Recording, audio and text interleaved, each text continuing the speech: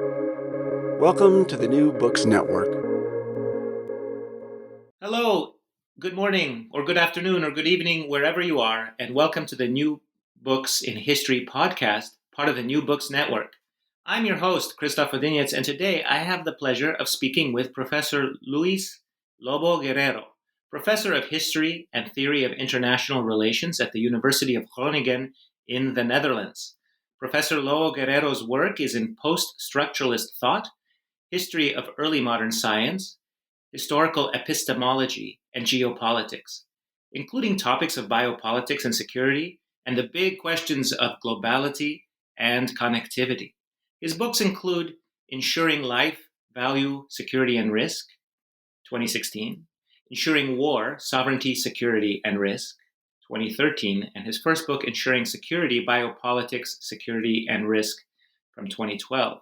He also has 2 edited volumes, Mapping Connectivity and the Making of European Empires, and the book we are talking about today, Imaginaries of Connectivity, The Creation of Novel Spaces of Governance. So, Professor Lobo Guerrero, welcome. And welcome to the New Books in History podcast, and congratulations on this publication and your extremely interesting work. Thank you very much, Christoph, and thank you for hosting this talk today. My pleasure. So, Luis, you are the editor of Imaginaries of Connectivity, The Creation of Novel Spaces and Governance, along with Suvi Alt and Martin Meyer. It's published by Roman and Littlefield in 2020, and it's part of a series called Global Epistemics. It contains 12 essays, including the introduction, conclusion, and epilogue. It's an interdisciplinary or transdisciplinary discussion of how humans have developed technologies of knowledge, governance, and power, in the words of the series editor. Would you explain what that means? Well, basically, I need to start by saying that this is a bit of a side project that seeks to open up some spaces of thought, mostly for PhD students at this stage. Because we're still, regardless of so much talk about transdisciplinarity, interdisciplinarity, post-disciplinarity, and all these other variants, we're still stuck very much with the problem of the discipline. And you see that in the university curricula, but you also see it in funding agencies and things that come out of that. But in scholarly work, in reality, we're never really dealing with disciplines. We're dealing with problems, and problems which are that have to do with our being in the world. And the big problem that I've been thinking of for many years now is how is it that we come to think about connectivity in the everyday life and also in history in relation to the creation of spaces, and specifically in relation to global spaces. When we talk about connectivity, we always talk about the effect, the connectivity effect. So you turn on the switch in the room and then the light goes on. That's a connectivity effect. But we rarely wonder, what are the terms under which whatever flows through those systems creates that effect? So I've been thinking that it's very important to open up connectivity to scrutiny, and not just to describe how things are connected, but under which terms do they connect and disconnect. Normally we notice that something was connected when it gets disconnected, or when the connectivity system fails. So anyway, I thought about doing this through a trilogy of volumes and involving academics from different areas of study and different career levels as well. And I came up with this trilogy, of which this book is the first one, Imaginaries of Connectivity and the Creation of Novel Spaces of Governance. You mentioned the second one, which just came out in July, which is Mapping Connectivity and European Empire.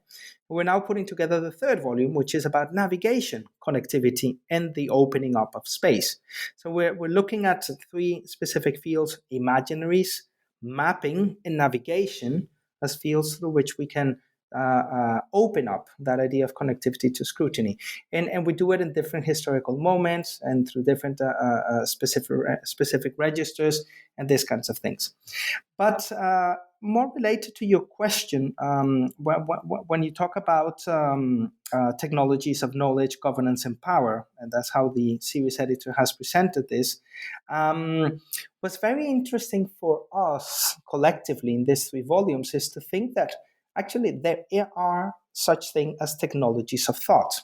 And here we're following very much the ideas of the author Michel Foucault. And a technology of thought means that there's nothing natural to it. Thought is highly engineered, to use a colloquial term. And by that I mean that we are continuously inventing the terms upon which we get to think about things. And that leaves traces in history. That leaves traces which we call epistemological traces that we can go and explore and we can research. And the value of doing that is that it allows us then to understand how things were thought in a particular time in their own context. Within historical studies and the study of international relations, we're always falling we're always falling into problems of I forgot the term now, but we tend to understand concepts of the past based on our concepts of the present. It's like to go and try and see globality in the ancient period. Well, that's an anachronism. But an anachronism is not necessarily negative. It allows us to explore phenomena that we see today in a different moment, but not trying to understand it under our current terms. So historical epistemology allows us to do that. And this enterprise that comprised of these 3 volumes is an effort on historical epistemological analysis, trying to understand the knowledge formations that gave rise to specific ways of seeing the creation of spaces in different registers. So I don't know if that answers your question somewhat. It does indeed. Is that the word you were searching for? Is it teleology? No, it was anachronism actually. Oh, anachronism. Got it. Yeah, okay. anachronism. So the way you do it is you organize the book by drawing on a range of case studies of very diverse topics. Would you tell us a bit about the topics you and the authors in your collection chose, and how you found things in common, and how you found things that are that vary, and how that serves this purpose? Well, it's for us. It was quite an adventure because I had the original idea. Then I recruited a couple of colleagues to give us to give a hand with thinking about this. We decided to run a small workshop, an international workshop, for which we invited a very interesting American scholar, Ricardo Padron. He's a professor of Hispanic Studies at the University of Virginia, and Ricardo he was writing a book that actually just came out, which is absolutely wonderful.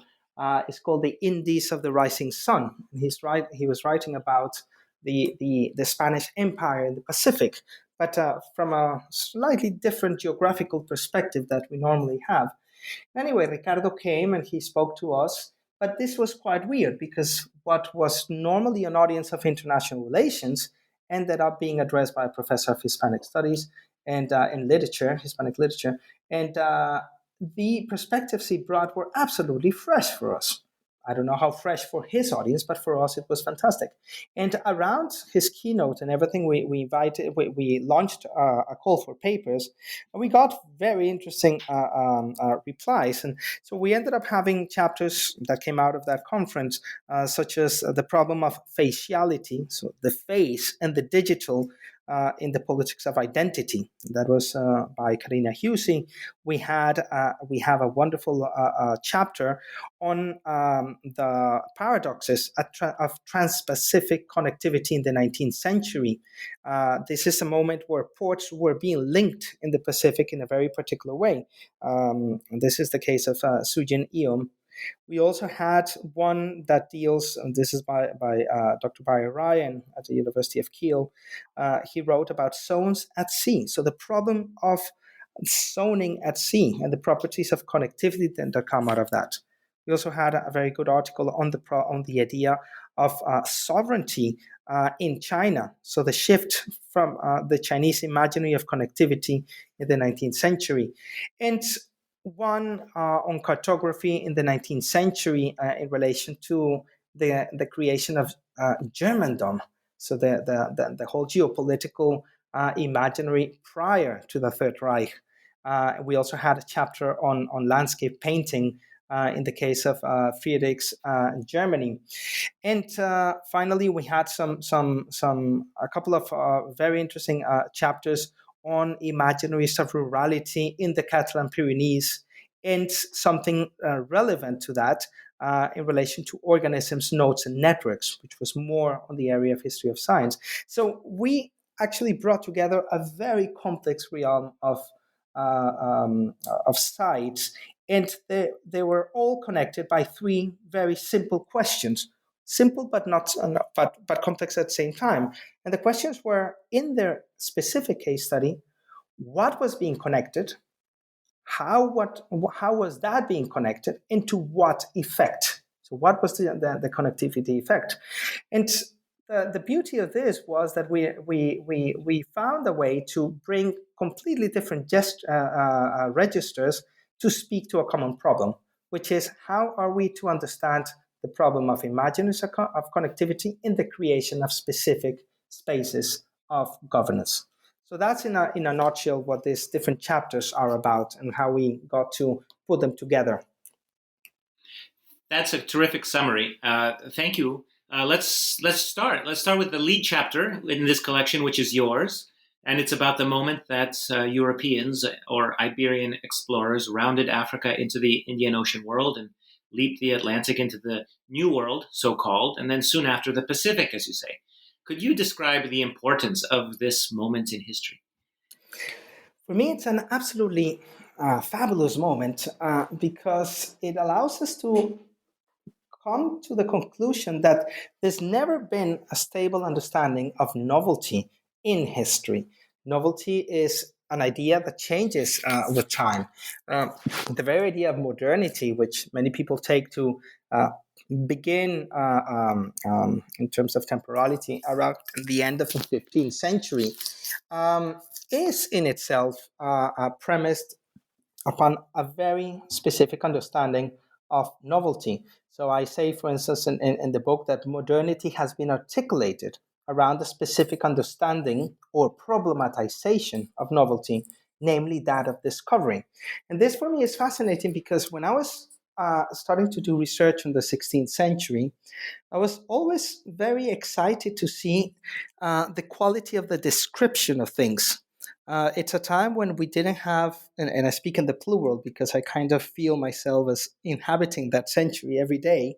I wake up in the 16th century and go to bed in it as well. And I'm fascinated to see how people then were describing things and the complexity of the description, but also even the angst you could read in between the lines on how they were really trying to give shape to something that was unknown until then for them, in order for others to get to recognize it. In other terms, it was a very complex practice and sets of conducts that allow them to bring into being something which did not exist yet for others. That is bringing, in my own terms, something into the epistemic domain. Now, this is fascinating because at the time, let's say that the imaginary that predominated at the time was one that had come from the Middle Ages. And here I'm referring particularly with the recovery of the classics, and the classics, not just the classic Greeks, but the classic Romans. And we have the central figures of Cicero, for instance, who would not recognize the idea of novelty as such, but the idea of recurrence. So for these classical thinkers, something novel was the recognition of something that someone before, somebody more learned and more experienced, more wiser, had actually already described. So in a way, it was a way of bringing back into knowledge something that had already been known. That was the understanding of novelty of the time, at the end of the Middle Ages. So finding something that had not been known before, that was not recognized, the immediate attitude was to go and try to correlate it with something that had been described by the ancients. So just to give you an example, so you find an iguana somewhere in what we call the Americas today, and then they would look at this thing and they would say, well, what do you look like? Let's think of the catalogs of bestiaries that the ancients had given to us and that we compiled throughout the Middle Ages. Yeah, you look like an alligator with the head of this and that, so maybe we're going to kind of call you like this, but you don't quite match that description. So at the beginning, there was a lot of effort to try to correlate the present experience with a known experience. And they realized very quickly that just that didn't work because they were being exposing themselves to things that were completely different.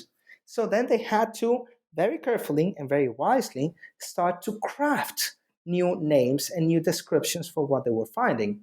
But of course, this is a world where you have an order of the real, and that order of the real understood as the real had been stabilized through theological design or through theological understanding and through the naturalization of science. And for instance, the way Aristotle had been Christianized in the 13th century onwards, and so on, that was stable, so to speak. So if you're going to intervene in that order of the real and come up with new ways of describing phenomena and bringing into the realm of the real something which apparently did not exist, you were in danger because actually you were going against the canon and you could even be accused of heresy. So you have to be very, very careful to do that. So it's fascinating to see how these people were doing it and who was doing it, who were the so-called scientists of the time. You take, for instance, the figure of Jose da Costa, a Jesuit who actually wrote this amazing natural history and philosophy of the Indies, where what you see is, and when you read his text in detail, you realize that he was an artist of intellectual diplomacy. He was very carefully working on the fringes of knowledge without without creating a revolution as such, but always on the margin, pushing the margin further, allowing that to belong to the realm of God's creation without denying it, but actually changing the theology of knowledge behind it. And in doing so, very, very, very carefully, they started introducing new forms of knowing that were immediately recognized by the church because they were agents of the church. They were priests. Now, stop me, by the way, Christoph, if I'm talking too long, but No. this leads me to say something about his character as a priest. He was a Jesuit. And here, well, he was born in 1540, so it gives you the more or less the location in time. The Jesuits were a very, very new creation. And they were instituted not as a monastic order, which was cloistered, but they were meant to go and know the world. They were meant to be in the world. So when Jose da Costa was sent to what we know as Peru now, the viceroyalty of Lima at the time, he was sent with two others. These were one of the first Jesuits to come there, and they were actually educated to educate. The education of a Jesuit then and still now had to do with theology, with philosophy, and something else. But what they would do is that they would go and deal with the world of God, of course. They could redescribe it. They were highly educated people, and they had a lot of influence on how to connect knowledge together.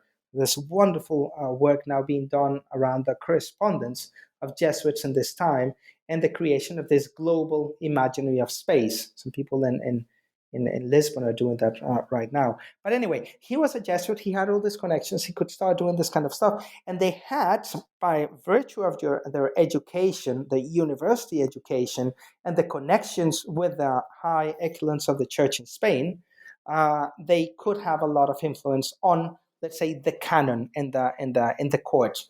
And just to finish this part, something that very few people know about this period in Spain is that part of the let's say administrative changes that of the Catholic kings had to do with the claiming back the authority to name bishops from the Pope. So in Spain, the bishops would not be named by the Pope, but by the Catholic kings. That gives them a lot of authority. It puts the religion at the service of the state. But we should not see it in terms of dogmatism. We should see it in terms of governance.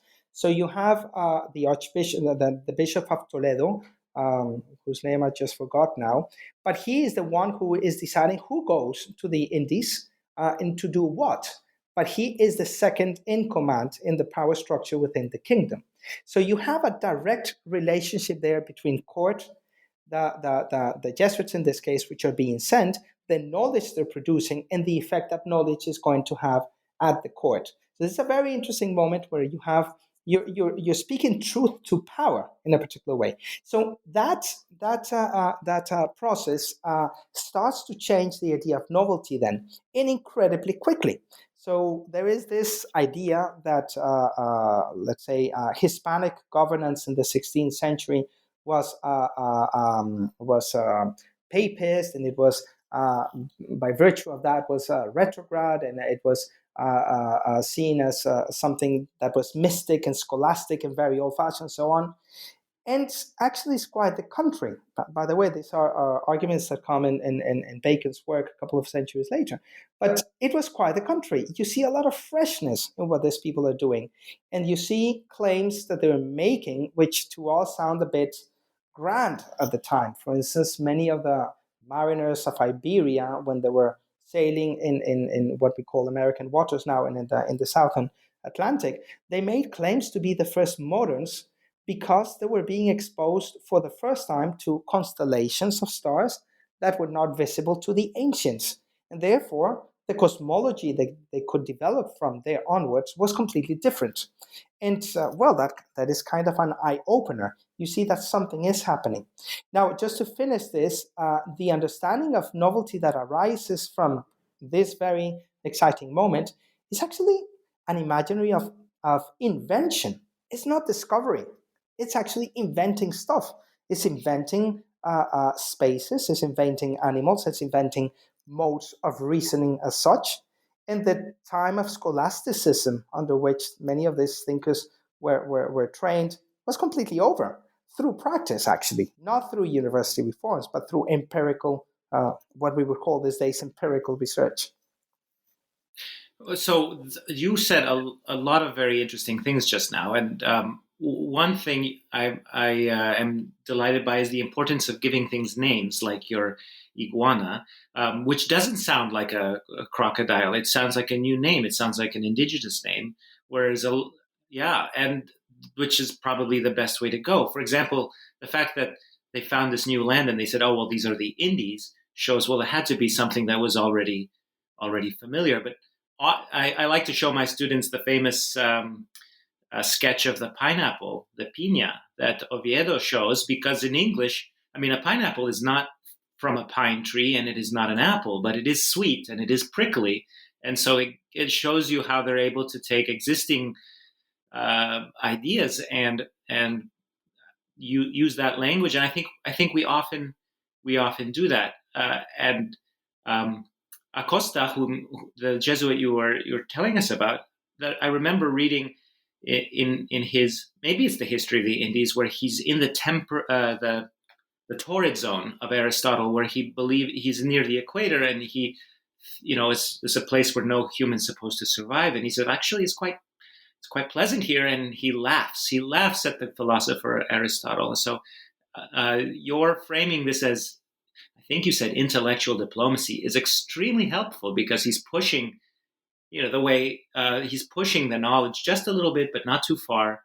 They're all priests. Copernicus was a priest, right? And he did not get in trouble because he was far from Rome, whereas poor Galileo, even though his looking through the telescope was much later, did get in trouble because of his proximity. And that's such a delicate line to tread for these pioneers. And like you say, the church was the frontier. Today we think of the church as a more conservative social influence and maybe divorced from scientific discovery. But at this time, these were the people who could write. These were the people who went first That's right. to They the could run far the corners. universities. Yeah. Yeah, no, that's true. There's something interesting here with what you said. So this idea of referring to the pineapple, it's a typical strategy of what Michael North has called a recombination or a recombinant strategy, which is that you recombine what is known into something that you can describe. So the pineapple, it's a bit like the symbol for the computer in Chinese, which is like a calculating machine, right? So you Hmm. kind of bring different things into something which is quite novel. But the issue of the torrid zone is fascinating as well, because we also need to understand these people in their context, right? So for several centuries, well, for almost a millennia, it was believed that if you sail to the torrid zone, especially by the equator, it was so hot that a human life would not be tolerable. And there's a wonderful anecdote that came from one of the trips of who was this? I always forget my names, but when Bartolomeo Diaz was sailing to what we know as Cape of Good Hope, this is 1488. On the first trip, they were nearing the equator, and they had some rudimentary ways of measuring latitude, so they knew they were approaching it. And suddenly they see this big cloud on the over the water, steam. They thought, well, that's the equator. We're going to evaporate, right? That's evaporation. So what? So then they turn back eventually, and the king sent them back and said, "You cowards! You have to go and try it again." And they did, and it was a natural phenomenon that actually did evaporate a lot of water, but they could circumvent it very easily, and then they could keep on going south, which is what they did, right? But they had to overcome that fear that had to do with the imaginary of the time, right? Now, this idea that the torrid zone was uninhabitable by the time of Jose de Costa was widely known. That was not the case, but widely known by very few people, right? Those who had traveled and written and read this kind of books and so on. But for Jose de Costa and for Americo Vespucci and for all these travelers at the time, scientists or mariners or whatever they were, the world was one of experience. They would not be the kind of armchair intellectuals who would read the books and theorize about that, but they would go and experience by themselves. And in the process of that, they had to label stuff, they had to describe stuff. Very much like a term that was being used by some historians at my current university some years ago, which is that of committing history. Well, every time you label something new, you commit history, right? And the reason is very simple, is that you make an intervention in the current order of the real. And an intervention is that you disrupt that order of the real by introducing something which was not there. That's an event, a historical event, right? But there's power relations around that. So the case of the iguana, which was a name adopted by from the local people, as many names were adopted, that is fascinating, because when we think of this idea of the conquest of the new world, the discovery of the new world, we are completely annihilating a beautiful process that was actually taking place there, which was that there was a syncretism taking place there between, let's say, European ways of knowledge with local ways of knowledge. And from there on, what's that iguana is no longer, I don't know, an alligator with the shape of this or the face of that, but it is actually an iguana. And if we start thinking the cosmology that underlies that concept of, that local concept of an iguana, that actually permeates the Western imaginary. And in many cases, in unconscious ways. So it's beautiful because we start realizing that this was not necessarily the art of domination and conquest and annihilation that many post-colonial theory describes to us these days, but it was actually a moment of absolute wonder for whatever side was involved. And I'm not denying the violence that went into it, but epistemologically, it was a moment of wonderful syncretism in creativity that we are yet really to discover in this case through historical epistemology.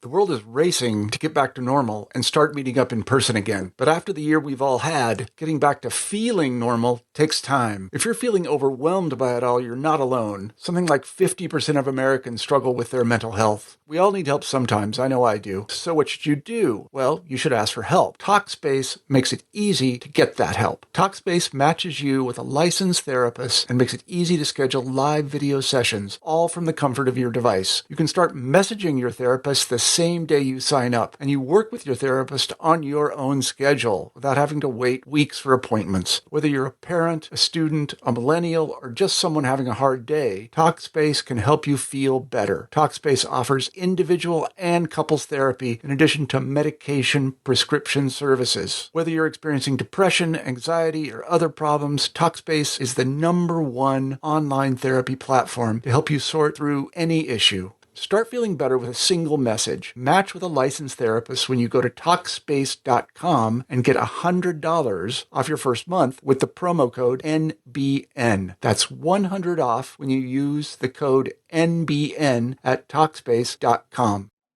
So the name America comes from this rather audacious cartographer Vespucci. And I know you were born in Colombia, so that's another fellow. And that name appears, that appears here in like Washington, D.C. or Columbia University and stuff like that. So do we just name things after ourselves, or if it's an object, we take it from I forgot the term you gave us from Michael North, but for recombining existing. Recombination, yeah. Recombination, yeah. Yeah. Well, it's very interesting because the whole process of labeling has very concrete contexts.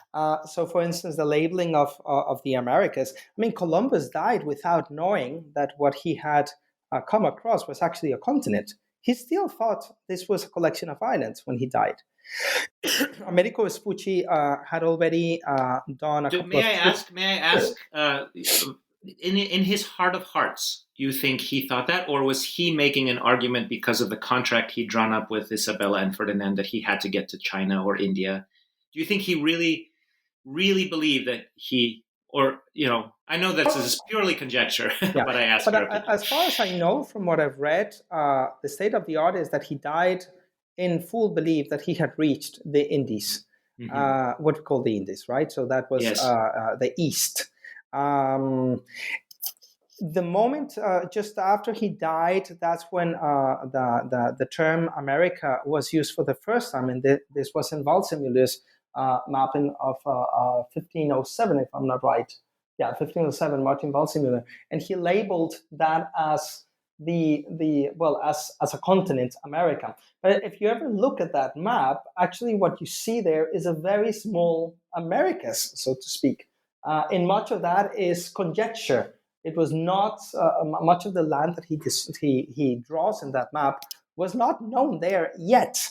It had not been explored yet. So there is a lot of conjecture at the time. But okay, so Waldseemüller mentions this land from the name of Americo Vespucci, who was actually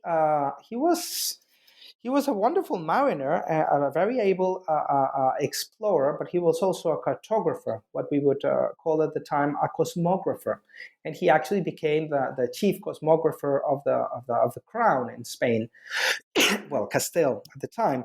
But he was also very indebted to his patrons in Italy, in the Medicis, and in several letters that he was writing to them, he referred to these discoveries, and in a way, he was the one who was blowing the trumpet. Was the Castilian crown was very discreet about what was being found.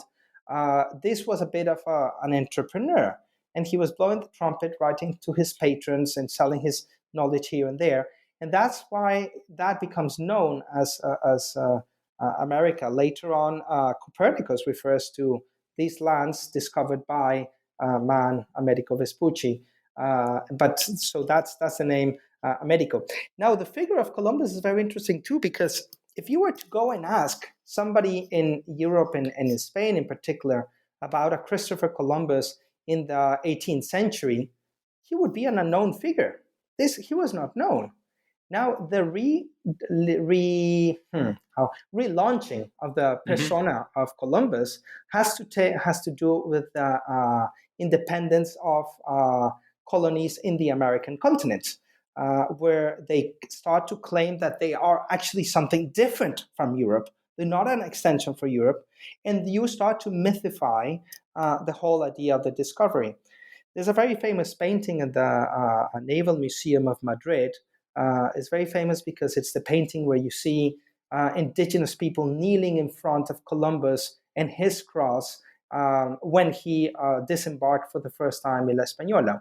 And that became an iconic visual moment of Europe coming into the Americans and claiming this land for the kings and so on and so forth. But that painting is from the 19th century. We have a recreation of that past in the 19th century in order to claim the legitimacy of a hemisphere, geographically speaking. So that labeling is always very controversial. Hence, then you start finding the use of the name Columbus for things. So Colombia, the District of Columbia in the US, and so on. But that was not used before. You wouldn't use the term. So here, the reason I'm mentioning this is that when we talk about these historical processes, there's a lot of imperialism involved, from past and from present, of course. You recreate history based on specific ideologies or strategic political processes. I think that's very important, and I had no idea that he passed into obscurity for a couple of centuries there before the age of revolutions in Bolivaran and American, and I'm sure Haitian revolutions and things like that. It also explains how he was so useful in the 19th century, which was a moment that, at least in the United States, the young republic, really the young empire, was trying to reach from sea to shining sea, and it needed these heroes. And so, in the 400th anniversary of in 1892, people were naming cities and building statues. When I was a student in high school on the 500th anniversary, our political sympathies had completely shifted, and my high school on that anniversary named Columbus Day Indigenous Peoples of the Americas Day, and he passed from a hero into a villain, and he's probably a little of both. And that is the whole decolonial movement at the moment, which is very controversial because of its particular understanding of the past and the present and the future, no? But okay, that's the subject of another conversation. Sure, but okay, so one central argument of your essay and of this collection is that novelty is infused with the need to govern, as you say, and I've always understood and then repeated to students that it was easy for the Spaniards to make sense of the Aztec or the Mexica empire because it was familiar. It was a top-down hierarchy that was based on taxes, and it had structures they could superimpose their own authority upon, and they also were able to find allies who would help them fight the Aztecs, Tlaxcala, and others who would then help them govern. But once they got out of the sort of city centers in the Valley of Mexico and they went west and north and encountered different people like the Chichimeca, it was very hard for them to understand who these people were. Is that an accurate way to read the conquest, that it was not only based on smallpox and different technologies of communication and military, but also on familiar reading an empire as an empire that it's the other side of the ocean, but we know how to run this kind of enterprise?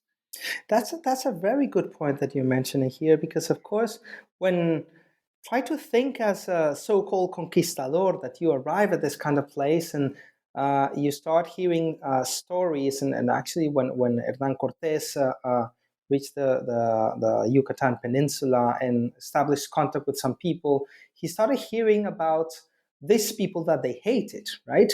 That they were the oppressors, that they were doing this and that they were fighting against. So, okay, you start making alliances, and you start doing that. There were very few, by the way, very few Spaniards, but there were thousands of local indigenous groups opposed to the Mexicas that would go and join them and go and do what they did. And this has come to us as the funny enough, as the Aztec Empire, and the term, as far as I know, was never used by them, but that is how we know it. And empire, that was not a concept they had.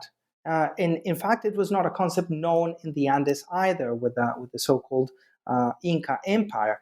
This is a typical case of recombination, or recurrence of knowledge, where you try to apply something that is known to something that you are encountering. And as you nicely put, some of the structures kind of resembled imperial orders that were known for Europeans, but many of them made no sense whatsoever.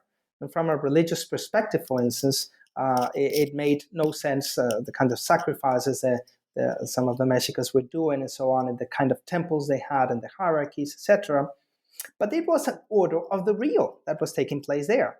Incredibly violent, we know, and they were not the only violent ones. There were so many, which, by the way, dismounts this idea of the noble savage, which was so prominent in the Age of Enlightenment, right? And the idea that the Spanish came and then they raped and polluted and contaminated this idea of the noble savage, where actually these people were really taking their eyes out of each other, right?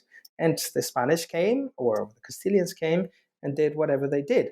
The case of the Inca Empire, the so-called Tahuantinsuyo, which again doesn't correspond to an understanding of empire, came to the Spanish as a wonderful surprise, because the structure of organization was so complex that they couldn't understand how they could govern this in such a centralized form.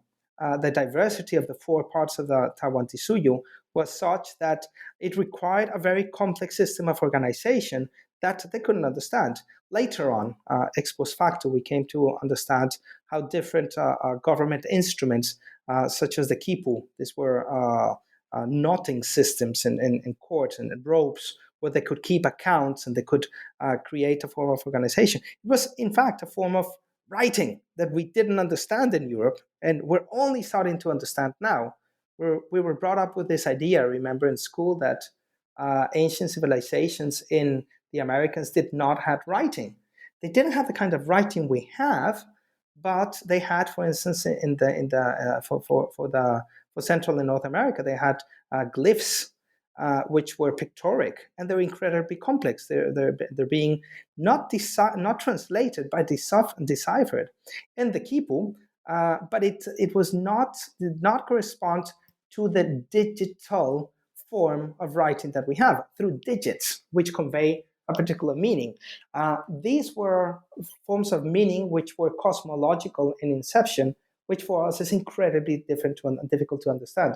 And I'll finish this very long answer with an example, which is that in the Relaciones Geográficas, which was a campaign that was organized in times of Philip II, whereby the crown wanted to gather systematic information of the different kingdoms it held.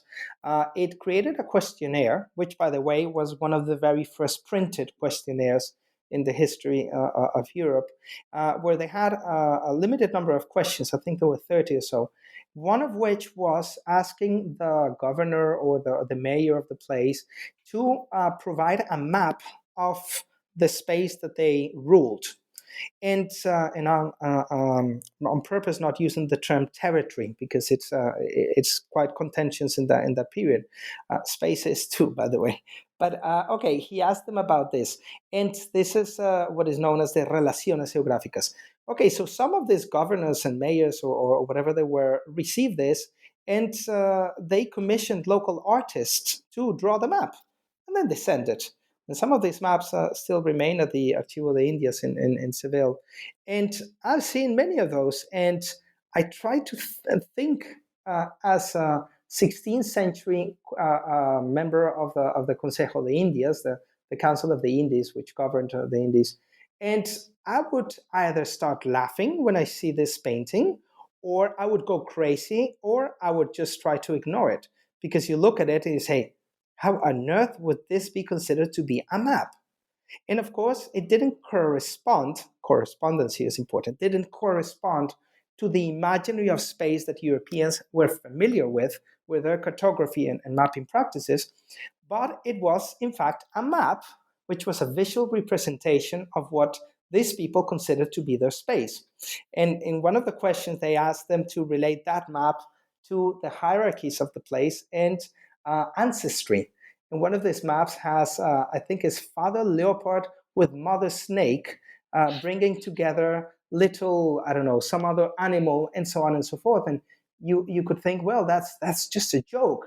Actually, no. It's actually giving a credence to a particular imaginary of space, which is cosmological in its inception, but it cannot be translated it does not have a direct correspondence to the systems of knowledge that were current in the European imaginary of the time. So this is fascinating because what we end up having here in terms of labeling and so on, again, is not an imposition of one model upon the other, but is the encounter of different modes of reasoning that start giving place to new spaces, spaces of governance because the people and the things are being governed through this, but they're highly original. There's a lot of creativity in the technologies of governance that are developed in this period. So it's absolutely fascinating. And whenever we see a new label, it should be a giveaway of actually a moment of creativity rather than a moment of imposing one imperial form of knowledge over the other. That is a wonderful and fascinating example. And because I studied the 16th century Spanish Empire, and because the first essay is yours, we could go on much longer. However, I don't want to finish the hour without talking about the other essays in your collection, and I'd like you to present which ones are most which ones jump out in your thinking about the subject. The one that I think we should talk about is the second chapter by Karina Hussey about digital surveillance technology, because that's the kind of novelty we are living through at the moment. And I'm surprised every time something recognizes my face or wants to label me, or I can use my fingerprints to pay for something. What you call biopolitics and faciality in the second chapter. It's about government projects using the face, something called the Janus Project, and one fascinating criticism of it where those who were condemning this technology showed it to members of Congress who were incorrectly identified with faces of people in a criminal database, and but it's useful in policing and the war on terror and so on. What's this? May I ask you to tell us about this frontier we are going through at this very moment in the year 2021 as we're speaking, and how it compares or how we should think about it? It's also a fascinating essay that I encourage everybody to read. And Karina is an incredibly gifted thinker who actually senses things in ways that others don't. And her critique is quite to the spot. Let me just say a couple of things about this, is that we know theoretically about biopolitics, which is the government of making things live and letting other things die, this was very much described and championed by Michel Foucault in the 70s and the early 80s. But okay, we have a lot of descriptions about that and everything. The case of the face and technologies of face recognition with identity politics is something which is very much very current in our time. But what's taken place there is not completely dissimilar to the practices of labeling that I was referring to in the 16th century. Because what we're doing through face recognition or iris recognition or even dactylar recognition, right? All these forms of trying to identify specific features which make sure that that is what we claim to be and nothing else, right? So that our identity corresponds to who we really are. It's an indelible marker of who we are. That is the whole strive, right? And we want to identify people efficiently and effectively at a distance. That is the whole practice of face recognition and so on. But it's not completely different from describing what an iguana is in relation to other animals, right? It's a process of describing something as unique, and in the process of labeling as unique, then you can govern it. So one of the big headaches for many states these days is the idea of dual nationality. So you want your identity should be super stable. If you have dual nationality, maybe you're not so stable in terms of your identity, right? Many countries oppose that. Some others are very happy to allow it because you can be defined in slightly different terms. And so being able to identify something under unique terms is an urgency. But it's not a new urgency. It's an urgency that has been there ever since we have a particular system of governance and rule, which in my opinion begins in the 16th century. Now, this process of labeling things or people or processes is super important because once you define your object of governance, then you can go and govern it. If you cannot define it clearly, then you have troubles. So just to give you a very quick example of this, and I'll come back to face recognition, is the problem of piracy is something I've written about in the past. The problem of piracy in the Malacca Straits at the turn of the 20th century. So the Malacca Strait is one of these very important choke points through which most trade from the east goes to the west, and so on and so forth. There were lots of pirate attacks in those waters, which are not very wide. You can see from one side to the other in a regular day. And eventually, the U.S. Navy threatened to intervene, and the littoral states said, no, these are domestic waters, you cannot intervene. Japan was fed up with the situation, said, we're going to send some ships. And they said, no, Japan, you have a bad reputation in these waters. Go away. We don't forget history. China threatened to do the same thing. And eventually, something happened, and that problem disappeared. By the way, are we talking about the 20 years ago or 120 years ago when 20, you say 20 years ago?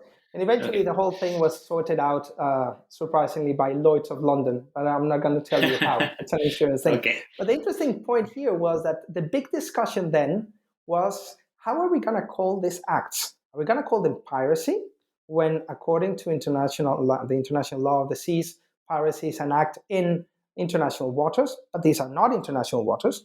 Are we going to call it terrorism, as many states in the area wanted to? And if you call it terrorism, it's actually very practical because it allows for all kinds of extraordinary measures that exceed the legal codes and so on and so forth. Or are we just going to call them common delinquency, right? For which we just have law enforcement agencies that go and catch the bad guys. The label was super important because once you call it one way or the other, the treatment changes, right? So the government of however you call it changes with the label. So this comes with face recognition again. If you can be identified in a particular way, that is going to enable a particular form of governance. So when you look at how different governments design face recognition and use it, they're not necessarily compatible. They're focusing in different kinds of ways. And when then Karina goes into the problem of the algorithm that enables this face recognition. So it's the technology that enables the labeling of the subject in this case, which is a subject of governance. So that chapter opens up this debate very nicely to scrutiny, and I think brings up the debate on biopolitics and biopolitics of security, which was very prominent some 15 years ago, back to the fore, but with much more nuanced elements. So that's definitely a chapter that I would recover. I don't know if you want me to talk about more. Yeah, you decide, because I'm afraid we only have about 10 minutes and there's so much here. There's so much. I'm just going to mention one which links to the other book, which has to do with, it's a chapter by Zeynep Gulsha-Shapan and Philippe Reis. It's called Making Up Germans, Colonialism, Cartography, and Imaginaries of Germandom. So what these guys did, fantastic. They went to the Justus Spertus publishing house, which is a map making house, if you wish, in the town of Gotha in eastern Germany, very close to Erfurt. It's a publishing house that had been in business for some 300 years, but it was the most influential publishing house in the 19th and the 20th century, before the mid-century. And anyway, they started looking at the maps that they were publishing, and this predates the Third Reich by 100 years. And the imaginary of Germandom at the time was there. So they're making maps of the whole world where they're coloring in pink or yellow where the Germans are, right? They're not German territories, but they're German-speaking peoples. And they present it in such a way that you create a future imaginary of space, of German space, which would unite this kind of people, right? Of course, we see this ex post facto. We see it after the Third Reich and the Hitler regime and all that, this kind of stuff. They say, it was there already, right? But there are very important nuances with regards to that. And the way in which different German people were classified, and the classification of the Jew is there as well, but not in the anti-Semitic way that took place some decades later, and so on and so forth. So what these people are doing is that they're reading cartography in my opinion, in a historically epistemological way that allows them to understand the terms around which this idea of Germandom was connected in the imaginary of the time. That also gives us some very interesting opportunities to go and investigate the empirical space that map is opening up for us. So the map is not telling us a story. The map is actually opening up the possibility for us to go and understand multiple stories that are taking place in that map. So that's why I would like to mention that chapter there. But we can talk endlessly also about the other chapters. That's too much. I know it's true. At this point about Germandom, I feel we see it also in American history. So if we teach things about the 19th century, we put up a big map of the United States and we say this zone, which was let's say it's yellow here, this is where the 13 British colonies were. And then look at these settlers expanding out west, past the Appalachian Mountains. And then we say, oh, look, in 1803, Thomas Jefferson bought Louisiana from Napoleon, and look, he's doubled the size of the country. And then a little later, in the middle of the 19th century, President Polk started a war with Mexico so he could capture from Texas to California. And look, he's added this color. And I took that very credulously for a long time, especially as a young student. And then it was in one of these conversations for the New Books Network with Pekka Hamalainen, who wrote up The Comanche Empire. And he argued, yeah, you're pretending this is Spain or Mexico or France or Britain or the United States, but really they just colored in a map. And the only people living here are indigenous people with a few outposts. And so whether Napoleon wants to sell Louisiana or not, there's very few Frenchmen outside of New Orleans living in this enormous territory. And the same thing with the Mexican-American War. We treat it as a great affront to the sovereignty of Mexico, which it was. I'm not saying it was not, but in taking half of Mexico's territory, these Americans only took 1% of the population of that republic or empire, and really it's an indigenous lands changing hands under the guise of European flags that were not that meaningful in the real territory. Yeah, and even the European languages spoken at the time in what today is the United States were mostly but English. So there had to be a very important decision at some point as to what the national language would be and so on. But what's fascinating there is that it reshapes the way we understand imperialisms, right? And the role of different forms of imperialism in creating global spaces. And we talk normally about imperialisms when we refer to Europe and partly Asia, but we don't think about imperialisms within the Americas itself, right? However natural they would be or local, but there were also other forms of imperialism at play there, which were in dialogue, but got completely forgotten, or veiled, or obliterated, right? So that's something we can actually look at in maps, which is what we do in the second volume. But that would be the subject of a different podcast. I think we should leave it there. It feels like 10 minutes, but we've been talking for an hour. And I thank you so much for being part of the New Books in History podcast and introducing this remarkable collection of essays. Enormous Now I want pleasure. to go and read the other ones too. Thank you so much for hosting it, and it's been really an enormous pleasure to reflect about these things. The pleasure is mine. Thank you very much, Luis. Thank you.